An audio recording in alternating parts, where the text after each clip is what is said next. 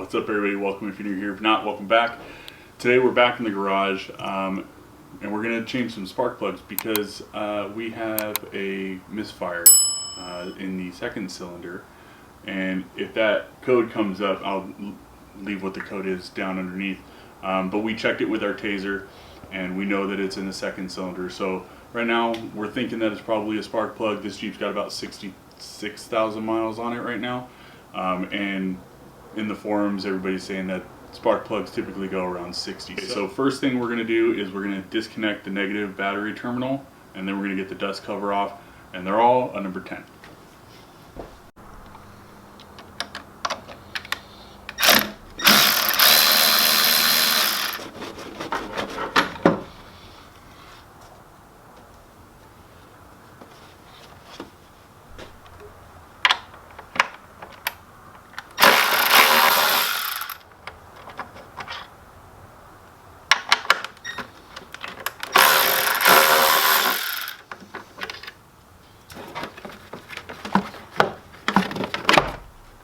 So the next thing I'm going to do is I'm just going to create some room because we have 1, 2, 3, 4 coil packs. If you are running the 6-cylinder, because this is the 2.0 4-liter turbo, your coil packs are going to be on the passenger side of the engine, and you're going to have to actually remove the intake manifold to access 2 that I think are underneath that.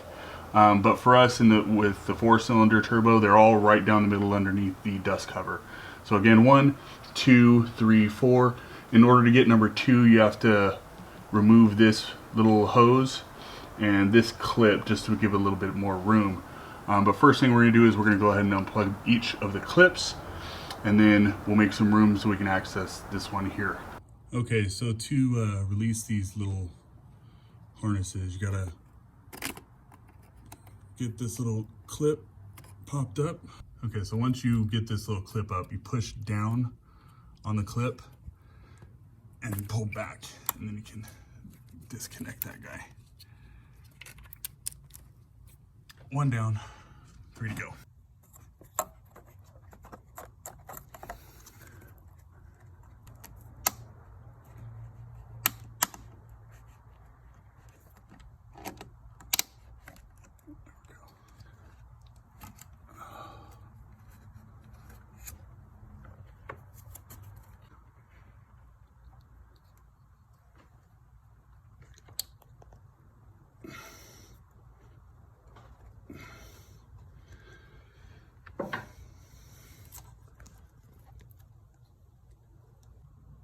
Okay, so this is kind of hard to do while holding the camera. So we unplugged this little valve from the intercooler pipe, then just pulled it out of here. Then we unplugged all of the coil packs. Again, you just have to carefully unclip this with like a little flathead screwdriver and then push down on it and pull out. One of mine was actually missing a clip, and another one, the clip actually popped off. So that's fun. We'll see if we can find that, but if not, we're just gonna have to go on with our life. So after you move this out of the way, you can unclip this from here, same kind of deal. I had to push down on this little white clip right there with a flathead screwdriver between this black piece and the white piece in order to get enough leverage just to unseat it from its position. Also, we can access this one, which its number 10 is right here. Not sure if you can see that. It's just behind this. Let's see if I can get another angle. Right there. That little guy. And then we've already unplugged this one and the one behind it, and you can see the number 10s. You can access those pretty easily.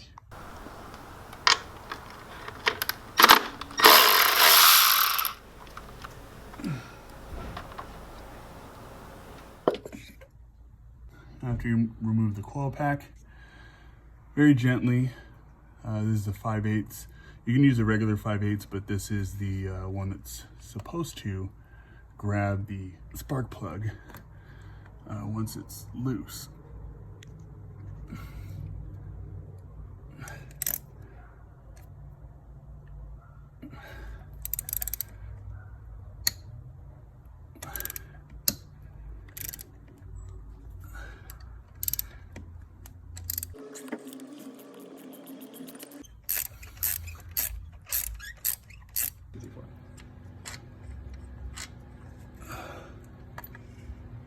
All right, there's your spark plug. Okay, so this is spark plug from number 1, and we just looked up and it looks like they're numbered in the 4-cylinder from front to back in sequence 1, 2, 3, 4. So according to the forums, the gapping on your spark plug should be between 0.60 and 0.65 millimeters. I'm using this little OEM gap tool that I got from AutoZone down the street, and I've got a 0.64 millimeter setting right here. I don't know if you can see that. Can you see that? There you go, perfect. 0.64. And if I sit there and try to feed this in there, that looks to me to be right on the money at 0.64. So that was good to see. Also pulling this out and inspecting this area just to make sure that it's not going to be an issue with my coil packs. That's something good to do. If you have like some staining on there, some vertical striping on your spark plug that you can't wipe off, you might have a problem with your coil packs. So we're going to go ahead and reinstall this one. Typically you want to, if you're going to replace one, replace them all. I only have one. There was a shipping issue, so I'm going to go and try and find the problem one, which I'm thinking is number 2, but I'm going in order of sequence.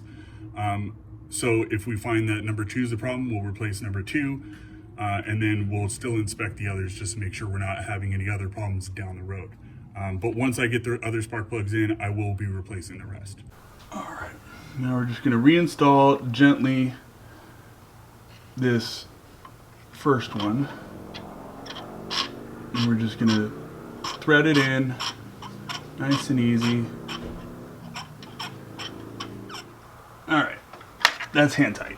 All right, and I'm going to go ahead and set this on 13 foot-pounds and go ahead and tighten this thing down gently. Don't be an animal. These things are fragile. There we go.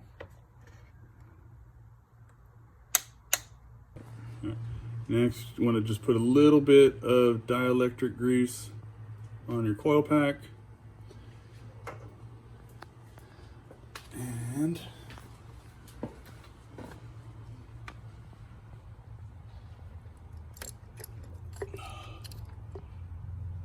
And then we'll snug that down and plug in the clip, and then we'll just continue on down the line.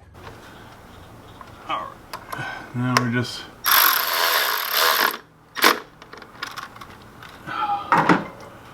and we'll plug this one back in.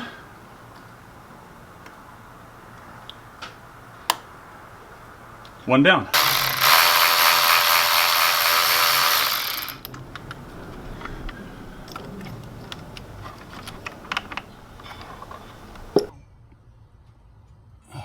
Alright, this is the coil pack for the second cylinder, so this is where we think the problem is going to be. Okay, the cylinder is actually kind of hard to see behind the intercooler pipe in the manifold.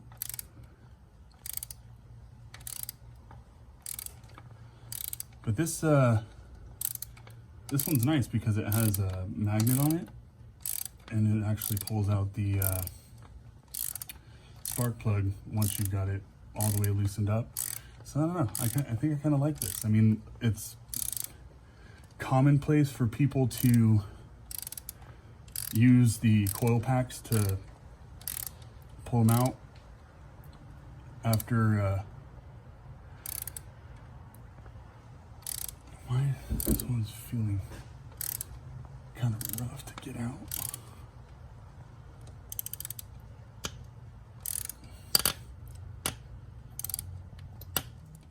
Anyways, it's not uncommon for people to use the coil packs after they've loosened up the spark plug to just kind of slide it back in there, and the coil pack will grab the spark plug and they can just pull it out that way. So this should be getting pretty close. It's finally loosened up. It was kind of tight in there. All right. This one looks pretty ugly.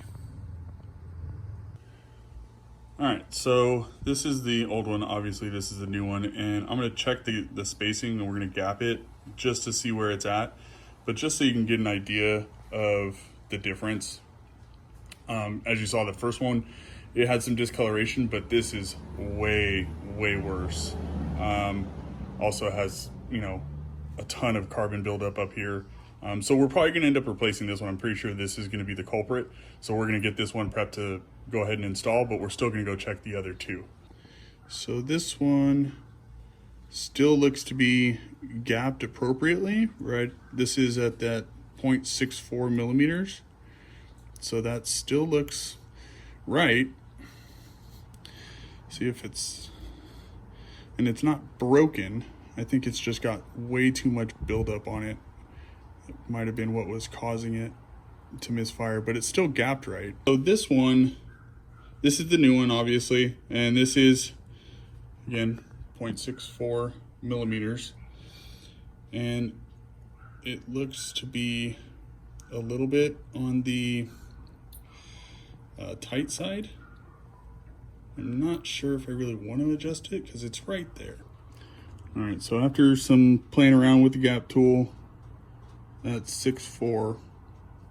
And again, it's 0.60 to 0.65. So I think that we're gonna be happy with that. Again, if you wanted to use this type of gapping tool, the way you do that is with this part to open it up, you'd simply apply it to the post and then bend it upward to close it up. Simply move this way. So it's a little bit snug at 0.64, but I think that that's actually going to be what we want, especially having looked at the gap on ones that are coming off. I think that this is going to be right.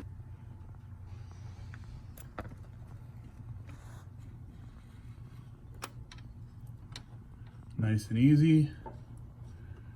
And we'll thread it hand tight, and then we will get the torque wrench out and torque it down to 13 pounds. There we go. All right, and then we're just gonna add just a little bit of dielectric grease. Doesn't have to be a whole lot.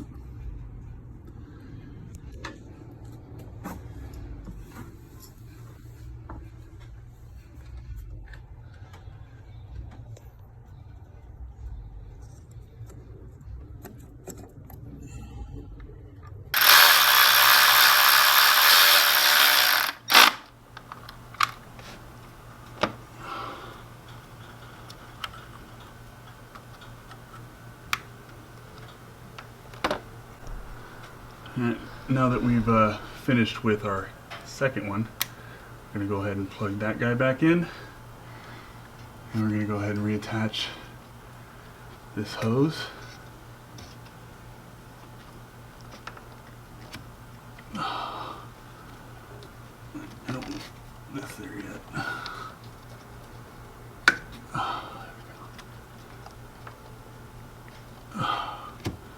There we go. Now that that valve is back in position, go. I had to get my handy dandy hose clamp prior tool. There we go.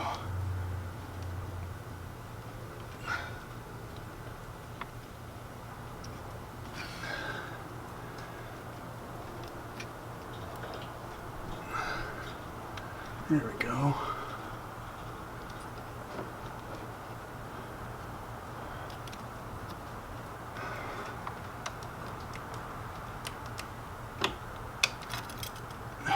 All right, so obviously once you're done, you just repeat the same steps for the third and fourth spark plugs. Make sure that you're using dielectric grease when you're reinstalling everything. And it's the same procedure. You just reinstall them, clip everything back in. I showed you all the stuff that I had to clip back in. So now what we're going to do is we're just going to reconnect the negative terminal, and we're going to start up the Jeep, see if we have any misfires.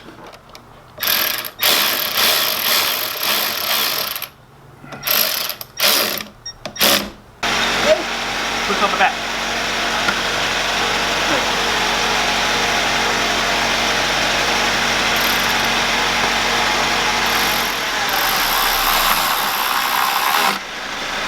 It's idling good. Alright, perfect. No?